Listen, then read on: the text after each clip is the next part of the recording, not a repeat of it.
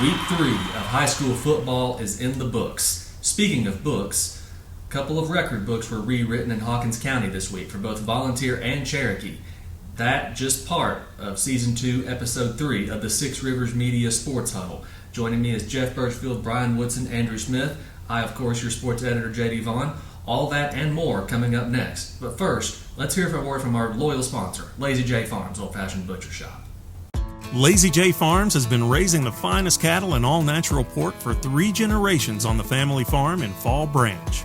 Their blonde Aquitaine herd offers a leaner, healthier, and more tasteful beef. And the butcher shop is local, farm to table, and 100% authentic. This is the way your grandfather shopped for me, with steaks cut to order, quality assured, and ready to ship to your door. Open Thursday through Saturday on Bloomingdale Road in Kingsport. Come see us.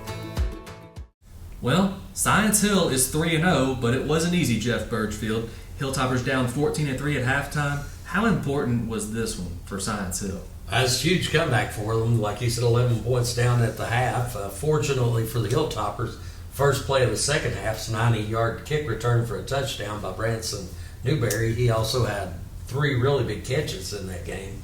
But, Science Hill didn't play their best. Stacy Carter, the head coach, was obviously not pleased after the game. He was a little ticked off as Science Hill had some penalties. They had a couple of, bad mistakes. Lined up wrong, a couple times. Had an interception return for a touchdown, so that got them behind 14-3. But that second half, they handed the ball to Malik Anderson and Ian Mathis, their 2 stud running backs, and they're able to, bring them back. And Tennessee High, though, didn't give up. Bo Utzman scored on a reverse there to give Tennessee High the lead back, but then Science Hill scored with Anderson and a couple of big defensive stops there in the fourth quarter, and they were able to hold on and win that game. Hard to believe the first time they had met in over a decade. I really hope that rivalry keeps up for years to come because, just the history there, 2 programs who've been playing football for more than a century. I really hope that rivalry keeps up, Jeff. No, I do too. It's their 98th meeting, so they're closing in on number 100, obviously, and then great for Tennessee High, not only the Science Hill game, but they're also the VT game later in the season with Virginia High, renewing that rivalry. And I think those rivalries are important. It wasn't easy for Dobyns-Bennett either. Gate City more than 5 times the rushing yardage of Dobyns-Bennett, 293 to 55 at J. Fred Johnson Stadium on Friday night. But a few big plays for the Indians, a 64-yard touchdown on the first play of the game, Levi Chappell to Zayden Hayes, and then a punt return by Xavier Goodwin. That ends up helping Dobyns-Bennett get the win 28-20 in Week 3. The first time those 2 teams had met since 1970, and quite honestly, I hope to see that rivalry continue.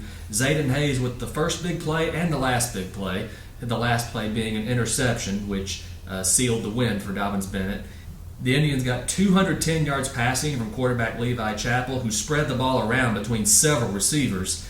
Corey Bird, Walker Hillman, and Mason Hickman in that Gate City ground game just grinding away at Dobyns-Bennett throughout the night. Able to find some success, almost left J. Fred Johnson Stadium with a win. Dobyns-Bennett really had to earn that one, so a credit to Gate City, but a quick turnaround for the Blue Devils this week. Their opening district play against Abingdon. We'll get to that later. Andrew, you were at Volunteer this week. History made at Church Hill. Volunteer 3-0 for the first time. And speaking of history, just down the road, Jaden Weston goes for 334 yards. A lot of history being made in Hawkins County. Yeah, and it's really cool to see, especially for this volunteer program. They entered the year on a 24-game losing streak and then rattle off 3 in a row to start the year. Not only doing it, but doing it in very convincing fashion. They've outscored their first 3 opponents 122-7. So this has been just very dominating effort for the first 3 games of Jeremy Wagner's head coaching career. He's really got that team playing well. Amarion Graves had a couple touchdowns for the Falcons, 1 rushing, 1 receiving. As a team, the Falcons ran for 222 yards. Just a very convincing win over a Granger team coming in that had hopes of competing for a playoff spot. They still are in the thick of it. We'll talk about that a little bit more later with their upcoming matchup against Cherokee. But speaking of Cherokee, you mentioned Jaden Weston, over 330 yards rushing, a school record. When you think Cherokee, you tend to think the passing game. You tend to think Landon Jeffers, those receivers they've got there. But Jaden Weston say, hey, don't forget about the run game. They can still make something happen on the ground as well. Their game against Sullivan East, 55-13 win. That was close for a while, but 28 fourth quarter points kind of helped the Chiefs pull away. Blue Prophet, 7 catches for 111 yards for the Patriots. That was the majority of their air attack. Peyton Lingerfeld threw for 168 total. So this is a Patriots team that's continuing to improve, but they ran into a buzzsaw named Jaden Weston on Friday night. Yeah. Brian Woodson, looking at Southwest Virginia, Clay Ross and the Twin Springs Titans, and Rye Cove. Twin Springs and Rye Cove both rolled to victories. So what was the key to success for Twin Springs and Rye Cove? They both scored 61 points, which is a good start. Twin Springs, Utica is just a young team, and Twin Springs beat them 61-12. Clay Ross had 5 touchdowns, 1 passing, 3 rushing, 1 interception return. Julian Pasquale had 115 yards and 3 touchdowns. They also had 4 sacks, 11 tackles for loss, including 2 sacks and 2 tackles for loss by Brady Quillen. And even their freshman kicker set a school record for 42-yard field goal by Bruno Danry. So they had quite a game. And they just played really well. They controlled the line of scrimmage. Unica, like I said, they're really young. They do have a talented Ashton Fuller's a really good ball player, but they just need to get some players around him. So it was a good night for Twin Springs. Rye Cove went to Grundy. This is the last home game for Grundy in their school history. They're closing their doors after this year, becoming part of South Cap High School. And Rye Cove had almost 400 yards rushing, led by Will Rollins and Jacob Jesse, who also completed a couple passes and couple touchdowns for Rye Cove. So they were able to bounce back from their loss to Lord Botetourt. And they obviously controlled the line of scrimmage, jumped out to a 28-0 lead, and rolled from there. And a couple of really good games in this area, Jeff. Elizabethton beats West Ridge 21-19. Unicoi County comes this close to beating third-ranked Gatlinburg-Pittman. They come up short 21-20. Yeah, we'll start there with that West Ridge Elizabethton game. The Cyclones get out to a 21-12 lead, and then West Ridge comes back, makes it 21-19. The final score just comes up just short against them. Of course, Elizabethton, you start with them always with quarterback Rhett Slagle. He ended up throwing for 205 yards. Zach Wallen was his favorite target. He had 7 catches for 128 yards. And then Justin White had 3 catches for 53 yards. But on the flip side there for West Ridge, Justin Hilton had 154 yards and a 75-yard touchdown pass to Jackson Wall, and then Ethan Amix, we talk about him every week, he ended up 77 rushing yards. You flip over there to Unicoi County and Gatlinburg-Pittman, and that game goes down to the wire. Like you said, it's 21-20, a little controversy in that, because Drew Rice, the coach of Unicoi County, said he thought when he saw it live, and after he watched it on the iPad, he felt like his receiver, Aiden Evely, had a catch that would have been the winning touchdown catch but earlier in the game, but is ruled incomplete.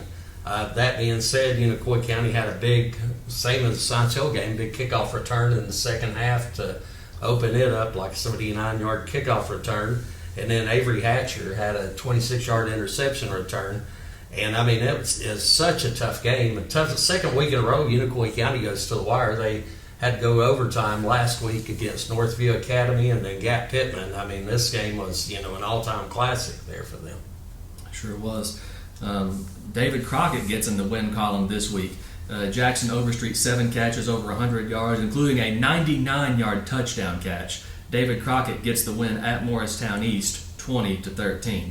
Andrew, the Carter County team's doing pretty well, I'd say. Happy Valley and Hampton both with big road wins. Yeah, Happy Valley went on the road up to Claiborne, non-conference game, got a big win there, 45-6.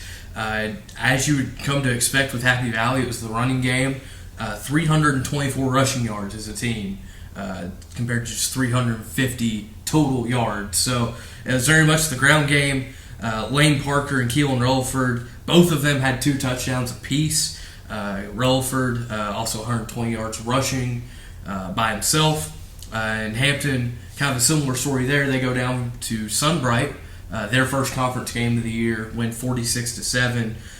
They led 30-0 after the first quarter and just kind of coasted from there. Connor McKinney wasn't asked to throw much, but he was very successful when he did. 3 of 4 for 118 yards. They had a defensive score, a special team score. That special team score, a Brock Shelby kick return touchdown. So, just kind of firing on all cylinders to start league play for Hampton, and we'll talk a little bit more about both those teams here shortly. Yes, we will.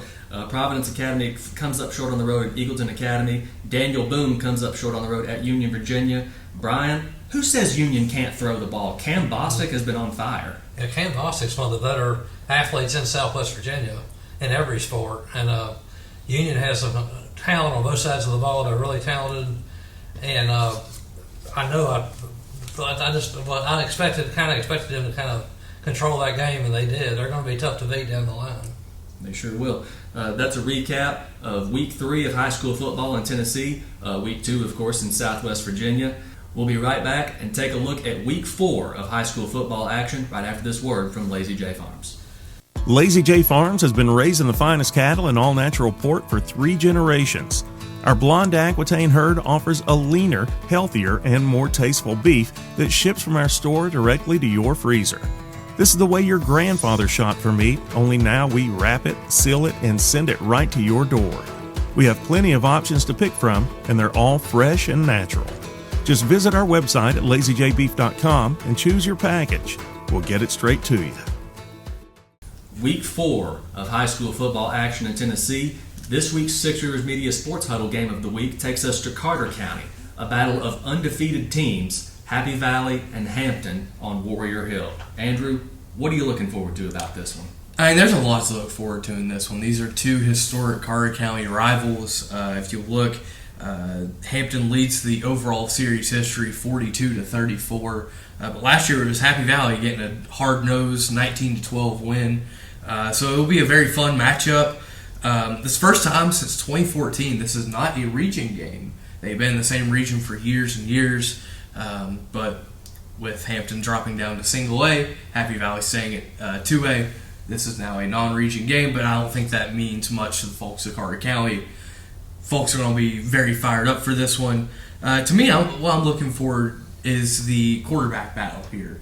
Gabe McDougald for Happy Valley, Connor McKinney for Hampton. We both know these teams run the ball. We both know that they have multiple backs they can turn to. Happy Valley, Wayne Parker, Keelan Relaford. Hampton, Peyton Townsend, Isaiah Belcher. But to me, it's going to come down to the quarterbacks. Which one can make more plays, either with their arm or with their legs? And ultimately, I think whoever is able to make more plays from behind center will ultimately lead their team to victory in a very heated rivalry game.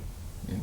Speaking of heated rivalries, Dobbins Bennett and Oak Ridge renewed their historic rivalry this week. Dobbins Bennett on the road this week at Blankenship Field. Oak Ridge ranked number 6 in the state. Dobbins Bennett did receive votes in the latest Class 6A poll. Not quite in the top 10 yet, but Oak Ridge number 6. This you could say is Dobbins Bennett's first true test of the season. Dobbins Bennett has won a pair of one-possession games. They haven't scored more than 28 points against Gate City. Believe it or not, that's their highest point total of the year so far. So Dobbins Bennett got a ground and pound against the Wildcats, a very explosive Wildcats team, and they have a star running back that Joey Christian has his eyes on. Well, the best thing they do is turn around and hand it to Demillion Porter. The kid's a playmaker, man. He's as dangerous as a cocked gun. At any time that trigger gets pulled, you're dead. I'm telling you, he is so good. His speed is incredible. We've not faced a back anywhere near as fast as he is. And he's got pretty good size, 5'11", 189. He's a good sized kid, and just very athletic and everything. We've got to have Mr. Porter hemmed in. I always say it every time in life you have a huge challenge, that means you have a huge opportunity. So we got a huge opportunity to go down to Blankenship Field, which is probably the greatest place to play in the state of Tennessee, and make some noise Friday night. And I'm with Joey. I am so glad this rivalry is back on. I don't think it ever should have been called off. Even Joey himself said he had nothing to do with calling that rivalry off. I 100% believe him. But either way, it's back on now, and it's going down at Blankenship Field Friday night. And Science Hill goes to Knox County.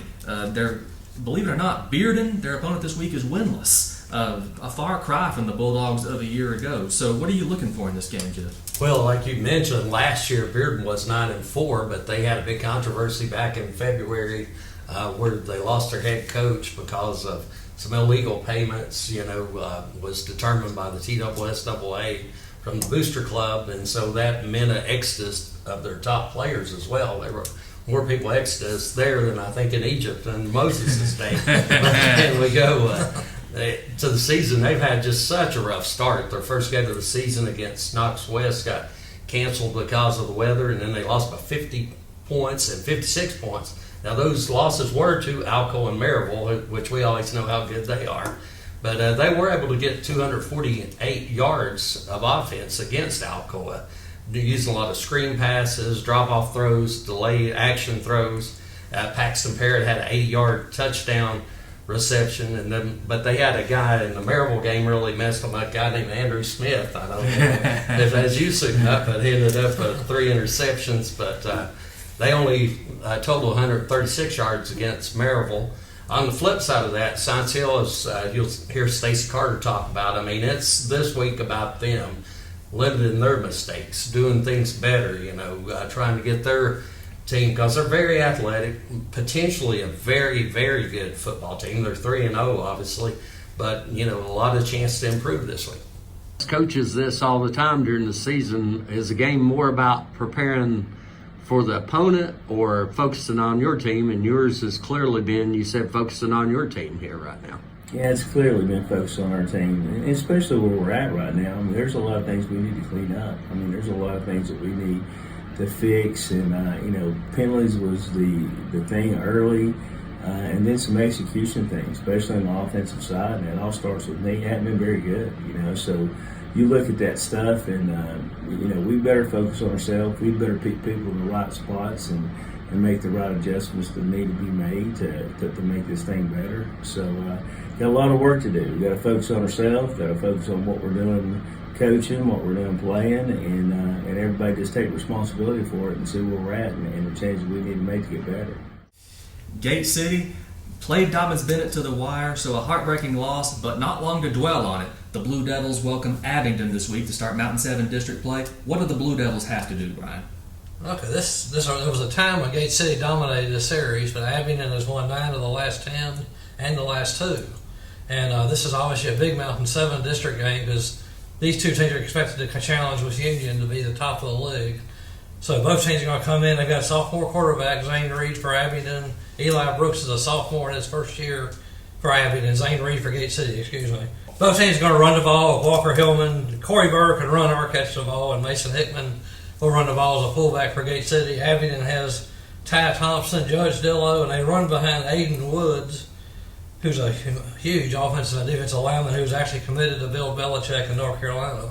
So they'll have to keep an eye on where he is on the field. Both teams, last week, Zane Reed only threw the ball a few times. He might have to throw it a few more in this game.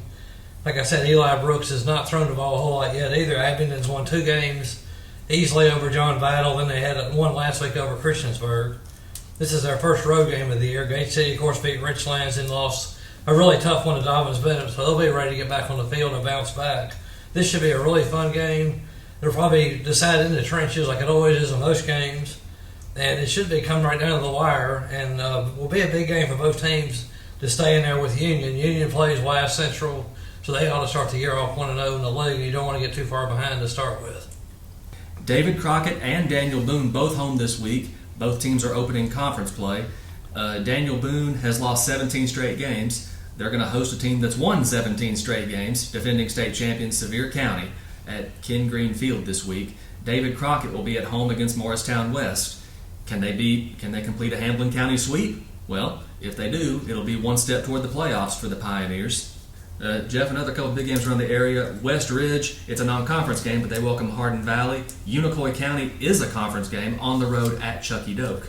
Yeah, first off with that West Ridge Hardin Valley game, we talked about some of the guys been standing out for West Ridge lately. Justice Hilden, the quarterback. You got Ethan Amix, the running back, He's had the 77 rushing yards he had last week was lowest he's had this season because he had 208 yards against Crockett, 125 yards in their win over Tennessee High. You look at Hardin Valley, that's a team that absolutely dominated their first two games against Carnes and Morristown East, and really got off to a great start to the season. But then last week they had played number 3 team in the state, Bradley Central, and got absolutely hammered 49-0. One of the top players for them is their quarterback, Raleigh Metz, who ended up 147 passing yards, in the win against Morristown East. Then you flip over to that other game with Unicoi County and Chucky Doak. We talked about some of the guys who started for them last week. Of course, didn't really mention Kobe Jones much, the quarterback. And, we all talk about him all the time. He's possibly the best pure athlete in the area. And then they've got Blaze Rice has really come along for Unicoi County as a really strong runner. Chucky Doak's an interesting story. It's talking how Bearden went from, being such a good team to, losing all those players and now off to a terrible start. Chucky Doak's been opposite. They were 1-8 last year. Now they're off to a 3-0 start. First two games against North Green and Sullivan East, they put up big points. And then last week is their defense. They had a last-minute defensive stand to beat West Green 14-7.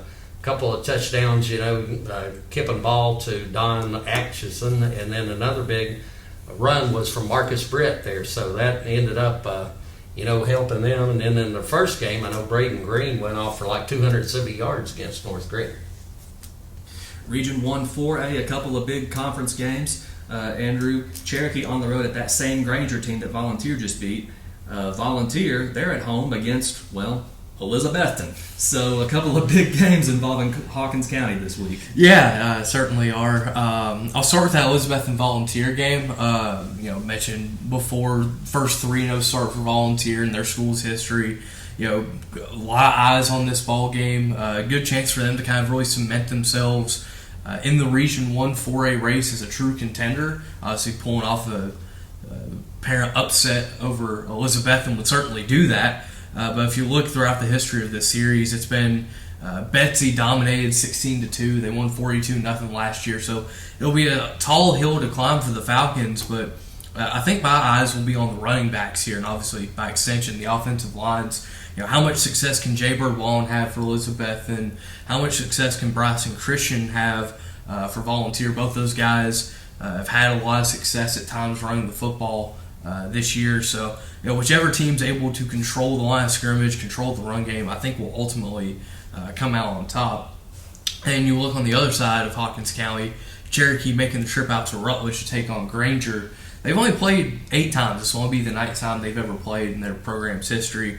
Cherokee's kind of owned that series. They won big last year. But yeah, I think this will be a key race in the playoffs in terms of that 3, 4, 5, kind of who lines up there in Region 1 4A. Talked a little bit earlier. Cherokee really showing the ability last week to be a balanced football team, not just rely on Landon Jeffers to throw it off the yard, but they can run it as well. And obviously Granger had their struggles last week against Volunteer. They only had, I think, 17 yards of offense in the first half. So, this will be a challenge for Cherokee, but I do think that they've got a good shot of starting the year 4-0 here. And a lot of football going on in Scott County this week, Brian. Mm-hmm. Twin Springs at home against Pineville, Kentucky. Rye Cove, they renew their rivalry. And it's really heated up lately with Honaker. Yep. What can we expect? Well, Ryco is wanting to bounce back very well against Grundy after losing the Lord's Vita title. While Honaker has played once, they lost to Lebanon, 49-31. Lebanon has a 4-year starting quarterback, Mike Reese, who's really talented, and they couldn't slow him down. But Honaker has a couple. Their quarterback, Parker Lowe, is just a freshman, and he throws the ball over the field. Avery Music's a talented receiver. His brother was a really good quarterback last year at Honaker.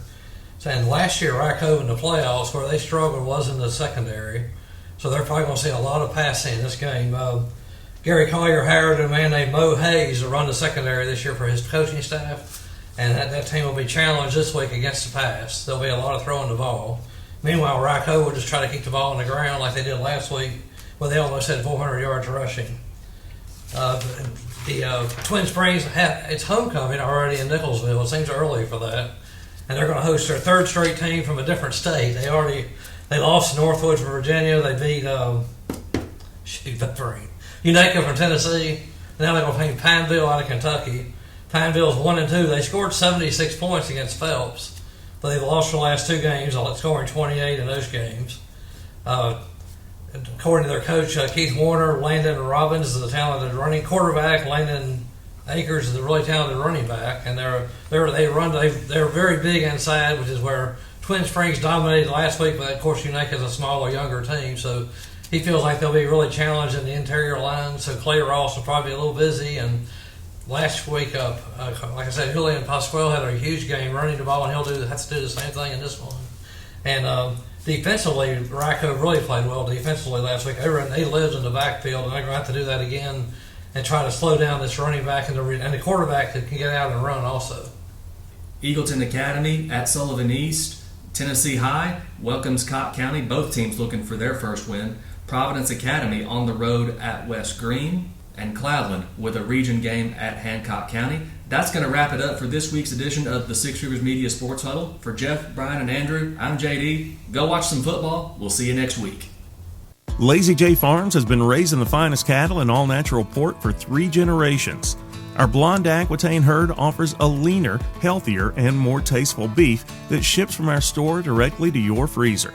This is the way your grandfather shot for meat, only now we wrap it, seal it, and send it right to your door. We have plenty of options to pick from, and they're all fresh and natural. Just visit our website at lazyjbeef.com and choose your package. We'll get it straight to you.